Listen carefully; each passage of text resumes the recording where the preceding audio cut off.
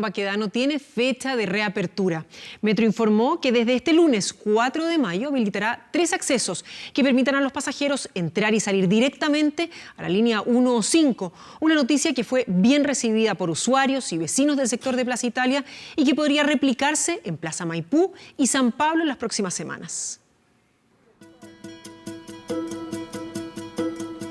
Nueva pintura en muros, en pasamanos y portones reforzados.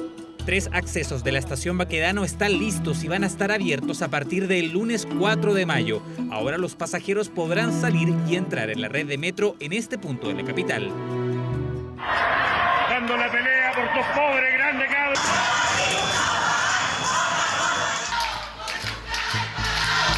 Fue testigo del despertar de millones de chilenos, pero también víctima de una violencia pocas veces antes vista.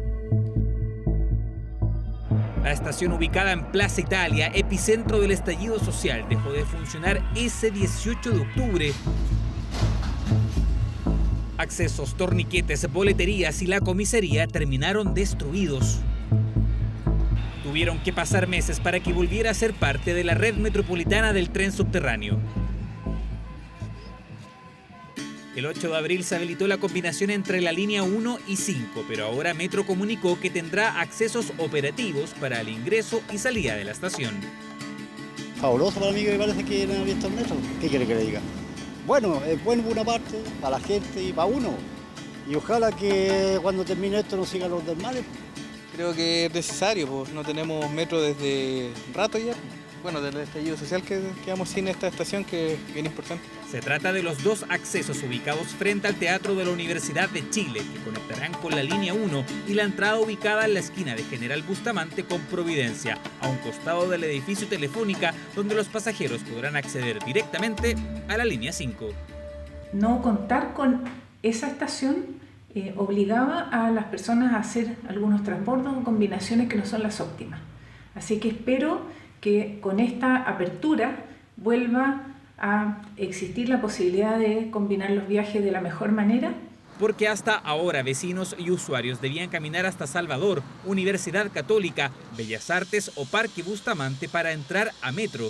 Existe una gran cantidad de oficinas que, por ser servicios básicos, todavía requieren poder utilizar el transporte público. Por lo tanto, hay una gran cantidad de personas que se va a ver beneficiadas. Aunque no todos opinan lo mismo, la estimación es que en la circunstancia actual Baquedano tenga una afluencia diaria aproximada de 9.500 pasajeros, un dato que para algunos preocupa. Abrir esta estación para darles una especie de normalidad me parece terrible. Creo que es mandar a la gente a conglomerarse en demasía y eso afectaría enormemente la expansión del virus en este momento. Tener más estaciones abiertas ayuda a que el hacinamiento, tanto en estaciones como en el metro propiamente tal, disminuya y evidentemente el distanciamiento social que se puede alcanzar es mucho más fácil. Con este anuncio y de un total de 136 estaciones se completan 116 habilitadas, llegando a un 85% de la red operativa. Además, se anunció que se espera abrir otras 12 estaciones durante este semestre, entre ellas San Pablo y Plaza de Maipú. Y nos queda la última parte hacia el final del año de aquellas que fueron más gravemente destruidas. Además del acceso a pasajeros, la reconstrucción de la estación consideró la remodelación de la excomisaría que estaba ubicada en su interior en una nueva oficina de atención a clientes, que será la más amplia de toda la red. Lo veíamos en la nota, desde este lunes entonces Estación Baquedano va a operar con ingreso y salida de pasajeros, ya no solamente para combinar. Y con esto el principal sistema de transporte de la capital, de la región metropolitana, va a estar habilitado en su 85% de capacidad. Queremos profundizar sobre esta materia y tenemos invitado entonces a Luis de Grange, presidente de Metro. Muchas gracias por estar con nosotros. Buenas noches. Hola, ¿qué tal? Muy buenas noches. A ver, con esto entonces queda habilitada esta estación con 3 accesos durante este lunes. ¿Y cuáles son medidas además que se toman respecto de, por ejemplo, el reforzamiento de puertas? Claro. Cámaras, entiendo también. Exactamente, habríamos 3 accesos, el de Bustamante en línea 5 y los 2 que están justo a la salida del Teatro Universidad de Chile, que conectan directamente con línea 1. y básicamente implementamos 3 innovaciones, tanto de infraestructura como de operación. La infraestructura son los portones, se reforzaron todos los portones, y eso le da mucha seguridad tanto a los pasajeros como a los equipos, a los trabajadores de la estación, y eso es muy importante. También invertimos en cámaras de televisión, no solo adentro, sino también en la superficie, que nos permite tomar mejores decisiones, anticiparnos, hacer mejor gestión, ¿sí? Y además cambiamos algunos protocolos, vamos a seguir trabajando con Carabineros, porque tenemos una relación de largo plazo, ¿cierto? Ellos son los encargados de la seguridad, y ciertos protocolos hemos ido adaptando en los últimos meses y consideramos que ha funcionado bien. Y de hecho la estación, la comisaría que estaba dentro de la estación ya no va a ser comisaría, ¿verdad? Exacto, se transformó. Se fue, los Carabineros nos informaron que iban a dejar el lugar y que es una infraestructura que está muy bien ubicada, ¿cierto? Y lo que hicimos fue habilitar una oficina de atención al cliente, y como hay harto espacio podemos usarla también para otras cosas que favorezcan, ¿cierto?, la experiencia de viaje y que ayuden a mejorar el servicio. ¿Cuál ha sido el hacinamiento que han visto dentro de los trenes respecto de, por supuesto, la contingencia, la pandemia que estamos viviendo ahora, y el comportamiento de los usuarios de metro? Bueno, hasta el momento, como la demanda ha sido muy baja, como estamos solo con un 15% de los pasajeros que debiésemos tener en condiciones normales, se ve la gente bastante distribuida. Yo me ha tocado viajar en metro y el 100% de los pasajeros y la gente en la estación que yo he visto ha estado con mascarilla, se distribuyen bien, por lo tanto yo considero que los pasajeros han tenido un muy buen comportamiento. Hay ciertos protocolos distintos que se van a implementar en metro, no sé, el dispositivo para poder sacar alcohol gel, o estos lavamanos portátiles, o algunas otras restricciones que se lleven a cabo durante este periodo. Hay que considerar que si bien transportamos mucho menos de lo planificado, ¿cierto? Sigue siendo 400.000 personas al día, y por lo tanto la mejor sugerencia, la mejor medida es el autocuidado, es que la gente entre con mascarilla, se lave habitualmente las manos, mantenga cierta distancia en la medida de lo posible. Nosotros tenemos, por supuesto, cierta indumentaria, ciertos implementos en las estaciones para los equipos, para los trabajadores, va a ayudar, pero finalmente es la misma persona la que se tiene que prever, tiene que ser prudente, estar a la defensiva, por decirlo de alguna forma, seguir las recomendaciones del Ministerio de Salud, y de esa forma no solo se protege él, sino también protege a los demás pasajeros. Escuchábamos en la nota a la ministra Hood, que hablaba de estas otras 12 estaciones que se deberían abrir también hasta junio. ¿Cuáles son? Bueno, nos quedan 20, son 12 hasta junio y las otras 8 al segundo semestre. Algunas emblemáticas, por ejemplo, San Pablo. San Pablo, que fue de las más destruidas, esperamos abrirla a mediados de mayo. Plaza Maipú también, que es muy importante, ¿cierto? Los vecinos de Maipú, que es una tremenda comuna y que llevan mucho tiempo sin una accesibilidad adecuada. Entonces Maipú también dentro de junio, esos son como los más relevantes. Y finalmente, dentro del segundo semestre, las más dañadas, que fueron en La Florida, en Puente Alto, algunas en Pudahuel y Maipú también, y vamos a alcanzar a cumplir la promesa que le hicimos a la ciudadanía, y era que este año 2020, antes de que termine, vamos a tener el 100% de las estaciones operativas. Ahora, cuando se ve respecto de este plan de reapertura segura, cuando vemos que las autoridades dicen que es necesario volver a salir, volver a trabajar, ¿se ha pensado, por ejemplo, poner mayor cantidad de trenes, de carros a las horas peak, cuando ya empiece un poco más de gente, o cuando se reabran los colegios, si es que todavía se vuelven a abrir durante este año? Sí, tenemos un colchón, podemos subir un 20-22% de la frecuencia, pero hay una capacidad. La línea 1, por ejemplo, tiene una capacidad, y en condiciones normales nosotros operábamos a máxima capacidad. Entonces, si es que, por ejemplo, hoy en día tenemos un 15% de pasajeros, ese 15% puede aumentar a un 30%, que es el doble, ¿cierto? Y la frecuencia puede aumentar de 80 a 100%, entonces no es el doble. Entonces la frecuencia aumenta en una proporción menor que la cantidad de pasajeros. Por lo tanto, conforme vayan reabriéndose el comercio, los servicios, algunos colegios, universidades, mientras vaya retomándose de manera gradual, ¿cierto?, las actividades dentro de la ciudad, vamos a ver más gente, y por eso es tan importante el autocuidado. ¿Qué se ha visto en metros de ciudades como Londres, como París, que se puedan, medidas en países en que ya la pandemia ha ido pasando, que de hecho están empezando a reabrir, algunos de ellos, España principalmente, que se pueda replicar en Chile?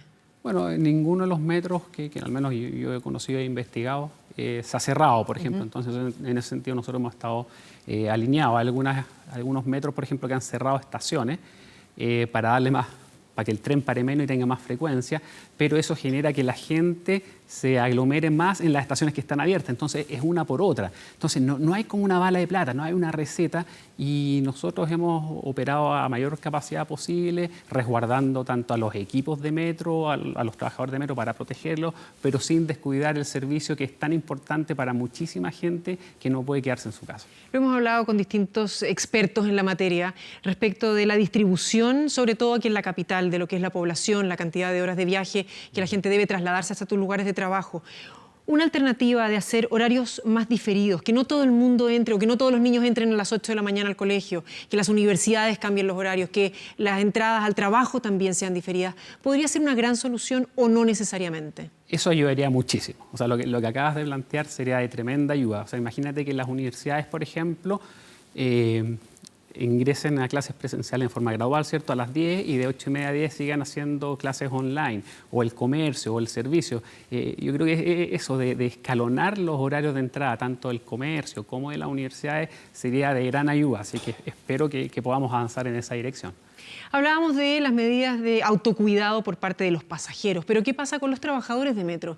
Ellos se han visto muy golpeados ya desde la crisis social el año pasado, pero las condiciones de trabajo hoy para quienes deben hacer que la ciudad se mantenga todavía activa.